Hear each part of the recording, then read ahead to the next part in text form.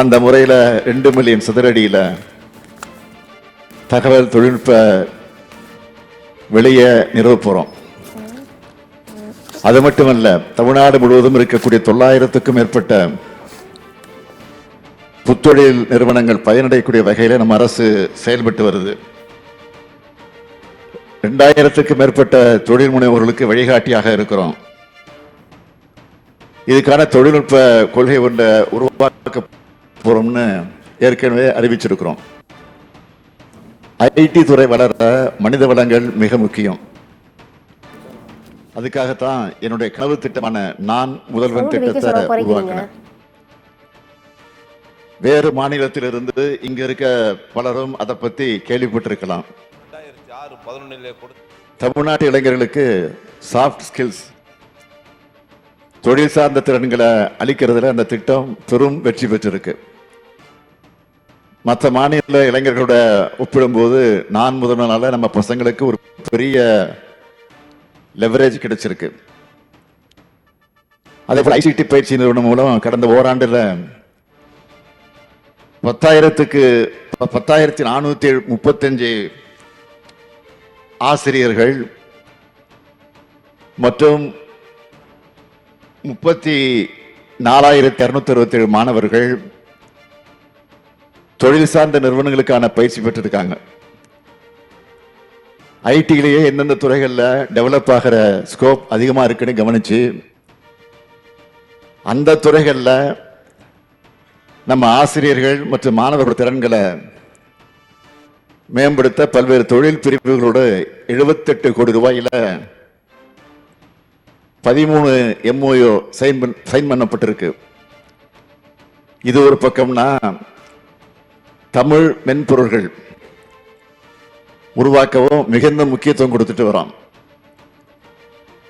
Tamil கணிப்பொறிக்கான digital வடிவங்களை தரப்படுத்தப்படுகிற Unicode கன்சார்டியத்தில் நிறுவன உறுப்பினர் நிலையில் தமிழ்நாடு அரசு என்பது பிரதிநிதியாக இன்றைக்கு தமிழ் இணைய கல்விக் கழகம் விளங்குகிறது. இன்டர்நெட்ல தமிழ் மொழி குறித்த பொருண்மைகளை மேம்படுத்த உதவணும்னு பிழை திருத்தி, கிராம அனலைசர், உரை திருத்தி போன்ற நிறைய மென்பொருள்களை தமிழ் இணைய கல்விக் கழகம் உருவாக்கியிருக்கு. தமிழ் பொருண்மைகள் அடிப்படையில் ஏஐ தொடர்பான முயற்சிகளுக்கு NLP கருவிகளும் உருவாக்கப்பட்டு வருது. இதெல்லாம் பண்ணா மட்டும் போதுமா? இல்லை. அதனால தான் சைபர் செக்யூரிட்டிக்கும் முக்கியத்துவம் கொடுக்கிறோம். இதுக்காக 2024ஆம் ஆண்டுல சைபர் செக்யூரிட்டி பாலிசி 2.0 வெளியிட்டோம். MSME-க்கான சைபர் செக்யூரிட்டி தொழில்நுட்ப உதவி பிரிவையும் ஏற்படுத்துவோம்.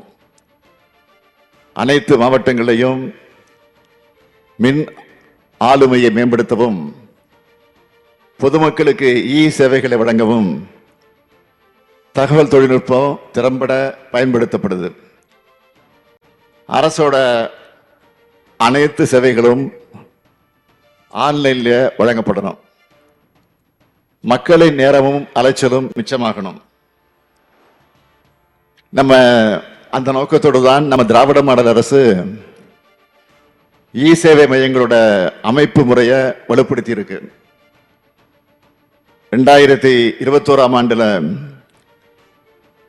14,927 இருந்த சேவைகள் மையங்கள் 2024ஆம் ஆண்டு முடிவில் 33,554 என்ற அளவுக்கு 2 மடங்குக்கு மேல உயர்ந்திருக்கு.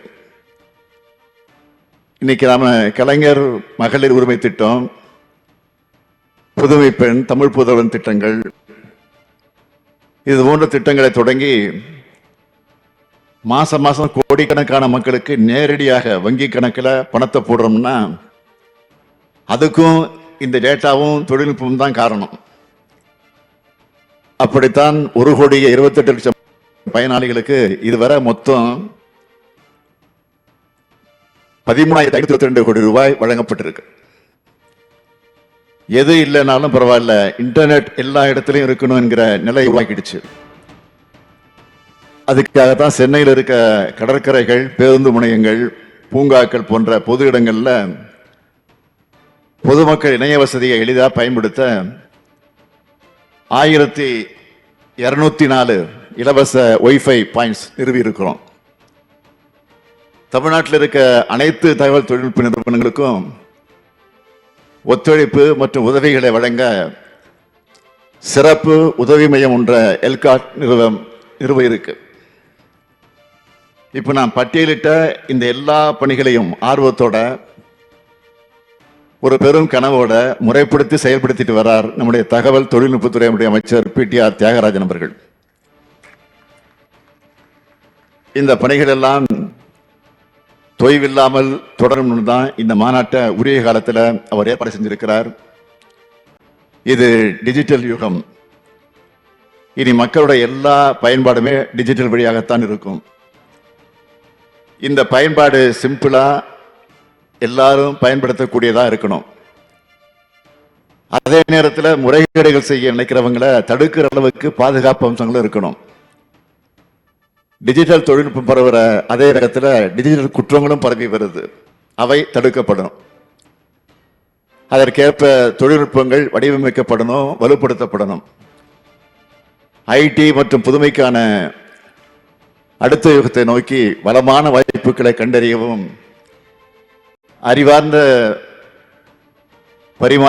அறிவார்ந்த கருத்துக்களை பரிமாறிக்கவும், கூட்டாண்மை நிறுவனங்களை உருவாக்கவும் இந்த மாநாட்டை இங்கே வந்திருக்கக்கூடிய வல்லுநர்கள் பயன்படுத்திக்கணும்னு நான் உறுதியாக நம்புகிறேன்.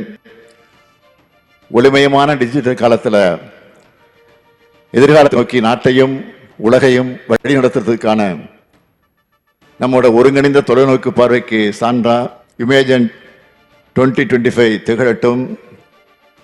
புதுமை மற்றும் மேன்மையின் உலகளாவிய மையமா தமிழ்நாட்டை நாம் எல்லோரும் சேர்ந்து உருவாக்குவோம். எந்த புதுமை வந்தாலும் அதை முதலில் முயன்று பார்க்கும் மாநிலமா தமிழ்நாடு எப்பவும் இருந்திருக்கு. முன்னை பழமைக்கும் பழமையாய் பின்னை புதுமைக்கும் புதுமையாய் இருப்பது நம்ம தமிழ்நாடு. அந்த வழியில நம்முடைய அனைத்து செயல்பாடுகளும் இருக்கணும்னு சொல்லி இந்த மாநாடு பெரும் வெற்றி பெற வாழ்த்தி, இவ்வளவு சிறப்பாக ஒருங்கிணைச்சிருக்கக்கூடிய நம்முடைய அமைச்சர் PTR அவர்களையும் அவருக்கு துணை நின்ற அரசு அலுவலர்களுக்கும் மீண்டும் ஒரு முறை பாராட்டி விடைபெறுகிறேன். நன்றி, வணக்கம்.